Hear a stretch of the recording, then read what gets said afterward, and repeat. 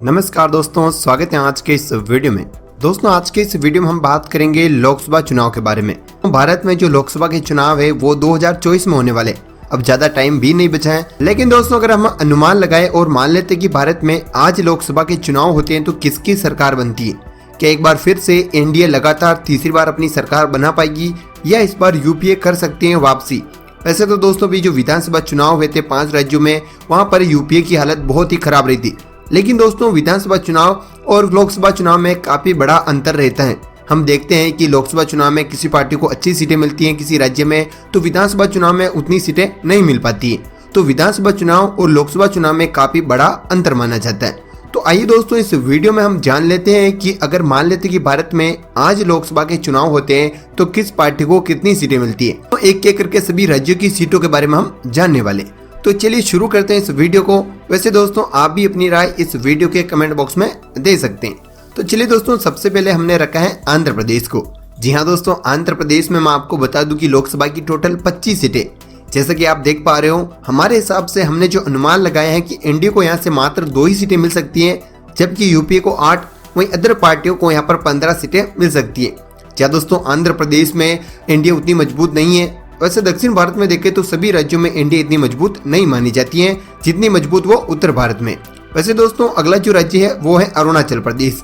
जी हाँ दोस्तों, अरुणाचल प्रदेश में टोटल 2 लोकसभा की सीटें हैं और हमेशा से ही यहाँ पर एनडीए का दबदबा माना जाता है। और हमारे हिसाब से इस बार भी अरुणाचल प्रदेश की 2 की 2 ही सीटें एनडीए ले जा सकती है।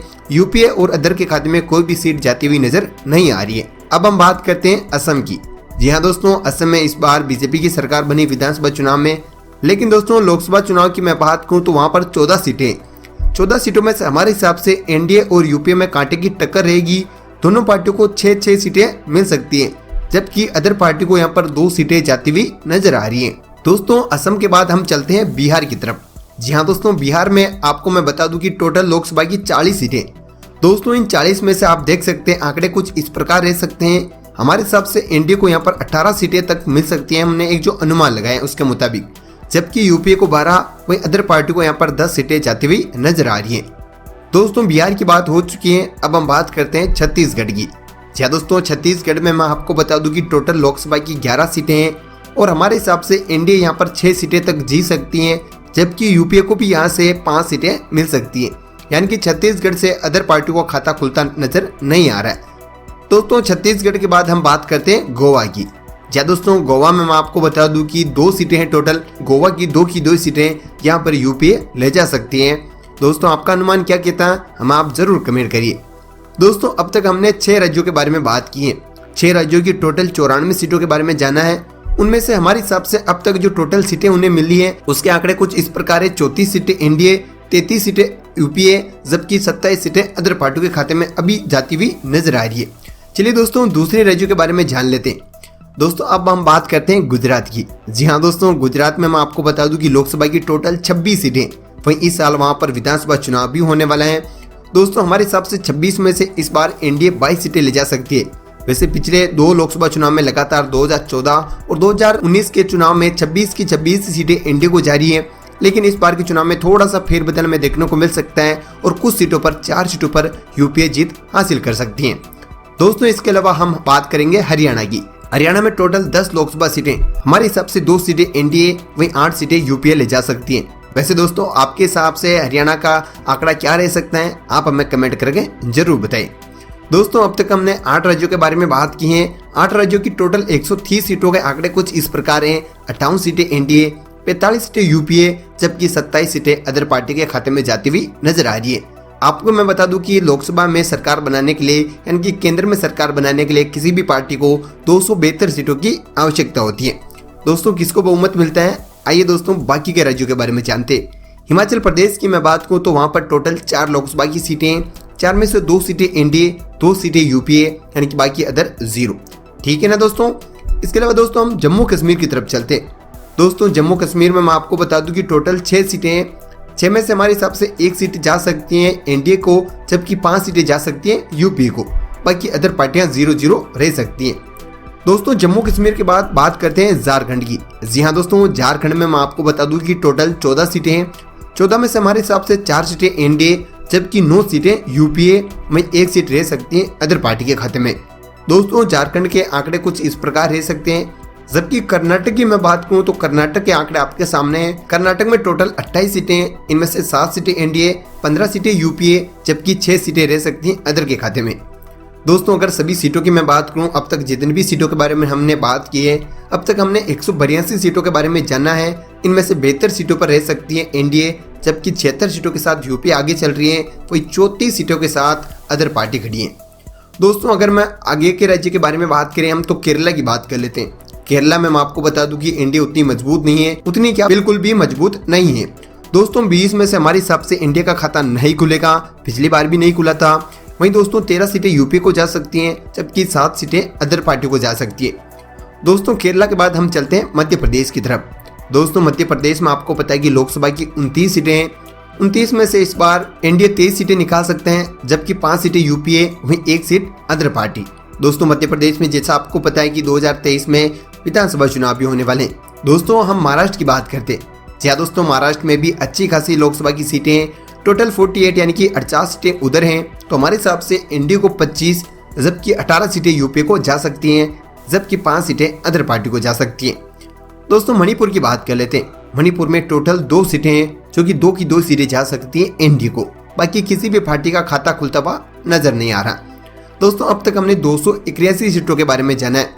इनमें से 122 सीटों के साथ एनडीए रह सकती हैं, जबकि 112 सीटों के साथ यूपीए, वही 46 सीटों के साथ अदर पार्टी रह सकती है। फिलहाल यूपीए और एनडीए में कांटे की टक्कर हमें देखने को मिल रही है। दोस्तों आगे जान लेते हैं, कई राज्यों के बारे में जानना बाकी है अभी। दोस्तों मेघालय की मैं बात करूं, 2 की 2 सीटें रह सकती हैं एनडीए के खाते में। शायद दोस्तों यूपीए का खाता खुलता हुआ नजर नहीं आ रहा है। पिछले 2 लोकसभा चुनाव की मैं बात करूं तो सारी की सारी सीटें एनडीए को गई थी। मिजोरम में टोटल 1 लोकसभा की सीट है, जो कि जा सकती है यूपीए को। दोस्तों नागालैंड की बात करूं तो नागालैंड में भी 1 की सीटें हैं, जो कि हमारे हिसाब से वो भी यूपीए के खाते में जाती हुई नजर आ रही हैं। दोस्तों अब हम बात करेंगे उड़ीसा की। जी हाँ दोस्तों, उड़ीसा में टोटल 21 लोकसभा की सीटें, 21 में से एनडीए 5, यूपीए 6, जबकि 10 सीटें अदर पार्टी के खाते में रह सकती हैं। दोस्तों उड़ीसा के बाद हम चलते हैं पंजाब की साइड। दोस्तों पंजाब की मैं बात करूँ तो टोटल 13 विधानसभा सीटें, 13 में से इस बार एनडीए को 1 ही सीट जाएगी, जबकि 12 सीटें जा सकती हैं यूपीए को। जी हाँ दोस्तों, इन दोनों पार्टियों के खाते में रह सकती हैं 13 सीटें। दोस्तों इसके बाद राजस्थान की बात करते हैं। जी हाँ दोस्तों, दोनों लोकसभा चुनाव में सारी की सारी सीटें एनडीए को गई थी, लेकिन इस बार थोड़ा सा फेरबदल हमें देखने को मिल सकते हैं।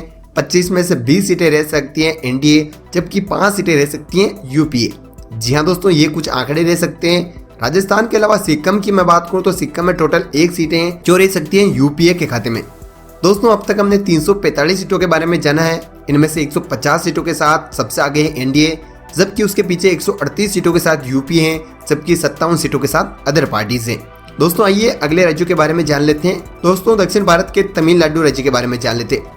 दोस्तों यहाँ पर टोटल लोकसभा की 38 सीटें हैं। 38 में से हमारे हिसाब से एनडीए 1, जबकि यूपीए 31 सीटों के साथ सबसे बड़ी पार्टी रह सकती हैं। दोस्तों पिछली बार भी सबसे ज्यादा सीटें यूपीए को मिली थी। दोस्तों 6 सीटें अदर पार्टी को भी रह सकती हैं। दोस्तों इसके अलावा मैं तेलंगाना की बात करूँ तो तेलंगाना में टोटल 17 लोकसभा की सीटें, 17 में से 2 सीटें रह सकती एनडीए, जबकि यूपीए 13, इसके अलावा अदर पार्टी 2। दोस्तों तेलंगाना के बाद हम बात करेंगे त्रिपुरा की। त्रिपुरा में लोकसभा की 2 सीटें हैं और हमारे हिसाब से 1-1 सीट दोनों पार्टियों के खाते में रह सकती है, 1 एनडीए 1 यूपीए। दोस्तों इसके बाद अब हम बात करते हैं उत्तर प्रदेश की। जी हाँ दोस्तों, हाल ही में विधानसभा चुनाव भी संपन्न हो चुके हैं वहाँ पर, जहाँ पर बीजेपी की जीत हुई है, लेकिन हम कह सकते हैं कि एसपी का भी अच्छा खासा प्रदर्शन रहा। दोस्तों लेकिन लोकसभा चुनाव में किस प्रकार के आंकड़े रह सकते हैं वो जान लेते हैं। दोस्तों 80 में से मैं आपको बता दूं कि इस बार एनडीए को एक बड़ा झटका लग सकता है। 45 सीटें उन्हें जा सकती हैं, सबकी 5 सीटें यूपीए, वही 30 सीटें अदर पार्टी के खाते में रह सकती है। जी हाँ दोस्तों, मैं आपको बता दूं कि वहाँ पर टोटल 80 सीटें हैं और पिछली बार एनडीए को 62 सीटें मिली थी, लेकिन इस बार ये आंकड़ा घट सकते हैं। दोस्तों उत्तराखंड की मैं बात करूँ तो टोटल 5 सीटें हैं, 5 में से एनडीए 4, सबकी 1 सीट रह सकती हैं यूपी के खाते में। दोस्तों इसके अलावा मैं वेस्ट बंगाल की बात करूँ तो वहाँ पर टोटल 42 सीटें हैं लोकसभा की, उसमें से 19 सीटें रह सकती एनडीए, 3 सीटें रह सकती हैं यूपीए, जबकि 20 सीटें रह सकती है अदर पार्टीज। जी दोस्तों, वहाँ पर बीजेपी इस बार अच्छा खासा प्रदर्शन कर सकती हैं, 42 में 19 सीटें वो हासिल कर सकती हैं। दोस्तों अब तक हमने 529 सीटों के बारे में जाना है। उनमें से 222 सीटों के साथ सबसे बड़ी पार्टी है एनडीए, जबकि 192 सीटें यूपीए, 115 सीटें अदर। या दोस्तों फिलहाल किसी को भी बहुमत मिलता हुआ नजर नहीं आ रहा है। अब कुछ और सीटें रह गई हैं, बहुत ही कम सीटें रह गई हैं, उनके बारे में भी फटाफट जान लेते हैं और फिर जानेंगे फाइनल सीटों के बारे में कि किसको कितनी सीटें जा रही हैं। अंडमान निकोबार की मैं बात करूँ तो यहाँ पर 1 सीटें जो रह सकती हैं एनडी के खाते में, सबकी चंडीगढ़ की 1 सीटें वो रह सकती हैं यूपी के खाते में। दोस्तों इसके अलावा दमन और दीव की मैं बात करूँ तो 1 सीटें वो रह सकती हैं एनडी के खाते में, जबकि लक्षद्वीप की जो 1 सीटें वो रह सकती हैं यूपी के खाते में। दोस्तों इसके अलावा दिल्ली की बात कर लेते हैं। दिल्ली में टोटल 7 लोकसभा की सीटें हैं, 7 में से 4 सीटें रह सकती हैं एनडी के खाते में, जबकि 1 सीट रह सकती है यूपी के खाते में, वहीं 2 सीटें रह सकती हैं अदर पार्टी के खाते में। दोस्तों इसके अलावा पांडुचेरी की बात कर लेते हैं तो पांडुचेरी में टोटल 1 सीट रह सकती हैं एनडी के खाते में। दोस्तों फाइनल रिजल्ट आपके सामने आप देख सकते हैं। टोटल 541 सीटों के बारे में हमने जाना है, उनमें से 229 सीटें एनडीए, 195 सीटें यूपीए, जबकि 117 सीटें अदर पार्टी। दोस्तों फिलहाल किसी को भी बहुमत नहीं मिल रहा है, क्योंकि बहुमत का जो आंकड़ा है वो 272 सीटें, लेकिन फिलहाल हम कह सकते हैं कि इस बार शायद किसी भी पार्टी को बहुमत नहीं मिले। अदर पार्टियां एनडीए के साथ जाती है तो उनकी सरकार बनती है, या वो यूपीए के साथ जाती है तो शायद उनकी सरकार भी बन जाएगी। दोस्तों वैसे आपकी इस पर क्या राय है कि एक बार फिर से नरेंद्र मोदी प्रधानमंत्री बन पाएंगे या इस बार कोई और नया चेहरा आ सकता है? दोस्तों आप हमें जरूर कमेंट करिए।